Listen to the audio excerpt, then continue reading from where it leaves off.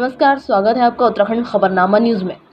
कालाडूंगी तहसील नैनीताल में कोटाबाग ब्लॉक के ग्रामवासियों और हल्द्वानी वंदे मातरम समूह के लोगों ने उत्तराखंड में सशक्त भू कानून, मूल निवास 1950, inner line permit system, article 371 की मांग को लेकर कालाडूंगी तहसील में नारेबाजी कर प्रदर्शन किया और एसडीएम को अपनी मांगों को लेकर ज्ञापन भी सौंपा।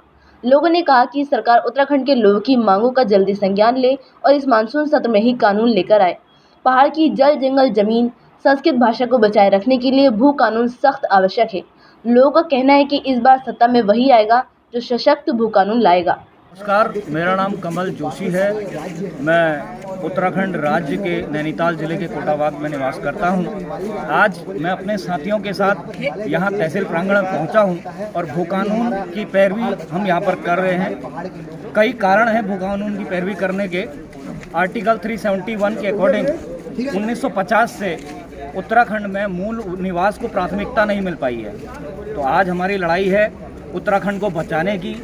किसी भी तरीके से जो ये सरकार जो हमारे सामने है हम उसके सामने बात रखना चाहते हैं अपने युवाओं की ओर से कि आने वाले समय में जिस तरीके से जो भू कानून है उससे हम उत्तराखंड को सुरक्षित कर सकते हैं।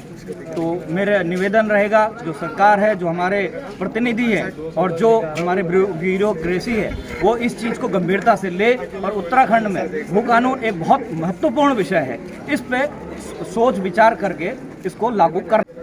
मेरा नाम शैलेंद्र सिंह दानू है। हम वंदे मातरम ग्रुप से हैं। तो आज कालाडूंगी तहसील परिसर में यहाँ पे भू कानून, सशक्त भू कानून की मांग को लेके एक दिवसीय धरना प्रदर्शन यहाँ पे किया जा रहा है। इसमें हमारी यही मांग है कि हिमाचल की तर्ज पे उत्तराखंड में भी सशक्त भू कानून हो। उसके अलावा हमारे पास पूरे देश में जब मूल निवास 1950 है तो उत्तराखंड से ये बैर क्यों है? हमें मूल निवास 1950 चाहिए। उसके साथ सशक्त हमारे पास यहाँ इनर लाइन परमिट की मांग है। आर्टिकल 371 है। भू कानून जैसा कि सन 2002 में 500 वर्ग मीटर यहाँ पे ज़मीन बाहरी व्यक्ति ज़मीन खरीद सकता था। उसके बाद जब 2007 में 8 में यहाँ पे 250 वर्ग मीटर की मांग वो नियम आया था। तो 2018 में इसको हटा दिया गया और यहाँ पे क्या कहते हैं कोई भी बाहरी व्यक्ति यहाँ पे असीमित जगह खरीद सकता है। तो कहीं ना कहीं आज के समय पर जो हमारी कृषि योग्य जो उत्तराखंड में भूमि बची है केवल 9% बची हुई है। अगर ये भूमि भी बिक जाएगी तो हमारे यहाँ के लोग यहाँ पे कृषि जो हमारी होती है कहाँ पे ये कृषि कहाँ से होगी?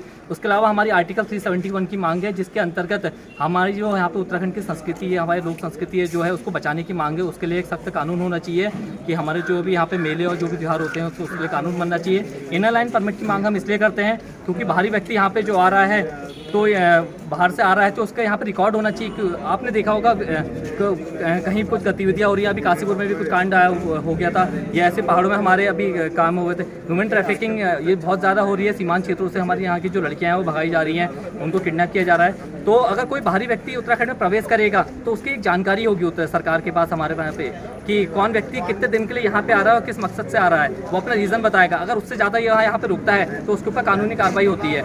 इसके अलावा इनर लाइन परमिट, मूल निवास 1950 और सशक्त भू कानून, तो यही हमारी आर्टिकल 370 यही हमारी मांग है। तो उसको लेके पूरे प्रदेश में ये आंदोलन किया जा रहा है। तो उसमें हमारी सरकार से यही मांग है कि इसको जल्द से जल्द लागू किया जाए और अगर ये नहीं लागू होता है तो युवा और उग्र आंदोलन करेंगे। देहरादून में हम घेराव भी करेंगे और युवाओं ने इस पर यही ठाना है कि जो भू कानून लाएगा वही सत्ता में आएगा। तो हम सभी यहाँ पर युवा कोटाबाग ब्लॉक से आए हुए हैं। तो हमारा जो ब्लॉक है वो क्या बोलते हैं, वहाँ से पहाड़ी क्षेत्र शुरू हो जाता है। तो पहले तो हमारे यहाँ रोडें सड़कें नहीं बनी हुई थी। अभी हाल फिलहाल में हमारे यहाँ रोडें सड़कें बनी हुई हैं। लेकिन जैसा सरकार का जो नीति है जिसकी वजह से यहाँ पर कोई भी बाहर का आदमी आके कितनी ही असीमित ज़मीन ले सकता है। तो उसकी वजह से क्या हो रहा है कि वो यहाँ आकर के असीमित तरीके से ज़मीन खरीद रहे हैं। उन्हें पहाड़ी से ज़मीनें खरीद ली हैं। तो आप अगर पहाड़ी क्षेत्र में जाओगे तो जहाँ रोडें ज़्यादा जा रही हैं वहाँ हमारी ज़मीनें बिकती जा रही हैं। तो कल को हमें इस बात का डर है कि वहाँ पर कल को जब कंस्ट्रक्शन होगा तो वहाँ के पहाड़ों का सर्वनाश होगा, वहाँ के जल जंगल ज़मीन का सर्वनाश होगा। क्योंकि अभी तो वहाँ पर सिर्फ पहाड़ है, सिर्फ वहाँ पर जंगल बचे हैं। तो कल को क्या होगा जब बाहर के लोग यहाँ पर आकर रिजॉर्ट पर जो भी अपना काम करेंगे यहाँ पर, तो उसके वजह से क्या होगा वो उसका सर्वनाश करेंगे।